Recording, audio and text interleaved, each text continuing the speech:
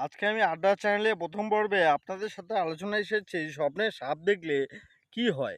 তো স্বপ্নবিজ্ঞান অনুযায়ী স্বপ্নে সাপ দেখাটা শুভ বলেই মনে করা হয়। ফ্রয়েডের মতে স্বপ্নে সাপ দেখলে পারে আপনার সুখ, স্বাচ্ছন্দ্য, ধনের প্রাপ্তি স আ এইসবেরই ইঙ্গিত বহন করে। তো যদি আপনার স্বপ্নে সাদা সাপ দেখেন না, তাহলে ভাববেন যে আপনার জীবনে অনেক অর্থ আসতে চলেছে। যদি আপনি স্বপ্নে কালো সাপ দেখেন তাহলে ভাববেন অনেক খ্যাতি আসতে চলেছে। যদি একটা বিছানায় সাপ শুয়ে আছে দেখেন, তাহলে ভাববেন অনেক টাকা-পয়সা আপনার আসবে।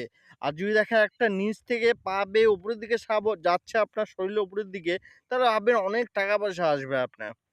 যদি আপনাকে সাপ কামড়াচ্ছে দেখেন না, তাহলে ভাববেন যে আপনাকে বিপদ আসতে চলেছে আপনার জীবনে। তবে এইসব কিন্তু সবকিছু তিথি, নক্ষত্র, রাশি, গ্রহ, সময়ের উপর কিছুটা নির্ভরশীল। তো আল্টিমেটলি কথা হচ্ছে সাপের স্বপ্ন দেখাটা শুভ। এটার